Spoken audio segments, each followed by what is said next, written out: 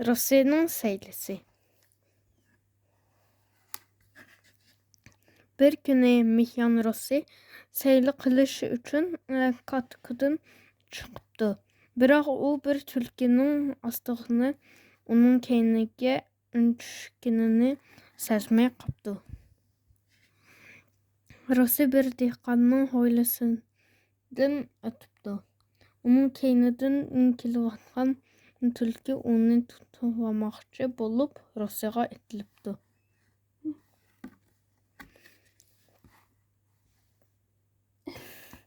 Biroq u itilgan chog'da bir tirini dastlab sapdi-da, tirini bir qanqibla tulkining yuziga toza qattiq urilib ketibdi.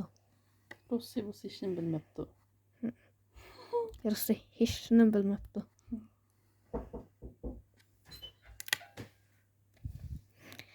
Rusya kelchakning yenidan o'tib ketayotganda tulki yana uningga itilibdi.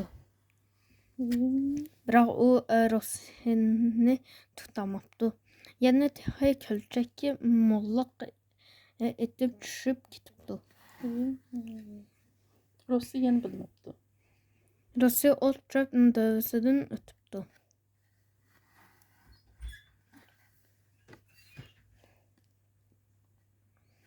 Tulki yana itilib ketdi.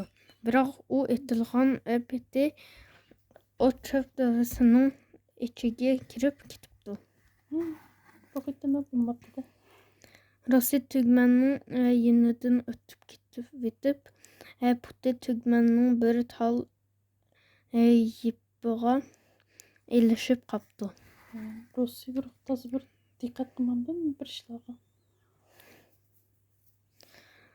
Bunun bilan bir holda un tulkining üsti beshiga to'kilib, tulki oppoq unga ko'milib ketibdi. Rusya sayli mingyotdi, mengsida sayli mingyotdi. Şu an hech nima anglamayotdi. Pek dikkatini seyligili bir yerdi. Rusya qarshidan o'tibdi. Tulki yana itilib ketdi. Biroq tulki bir kichik qo'l harvisining ichiga tushib ketibdi. Rusya hasal harlarining ko'niki ostidan o'tibdi.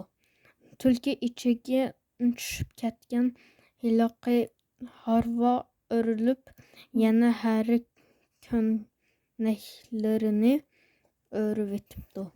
Herlerin uyuna her köniki demişki. Herlerin uyu dememizki, her köniki demişki. Çık köniki diyen çok şey etken. Köniki. Şunun bilan harilar yopirilib kelib tulkini qo'g'lab chaqishga boshlabdi. Onun şerlerin üstünden çıktı. Bechora tulki quyrug'ini tekib choshqandek badar chiqibdi. Chiqibdi. Ne tulki? Ne ketdi? Qancha harilar bo'lmishadi? 500 dolar varmı? Menimcha 1000. Yoki shunchalik cho'q emasdi. Rusya uyga qaytib keldi. Voh, u dal kechlik tomoqqa ulguribla keldi. Niye tereylik Rusya bu? Katiki qaytib keldi da.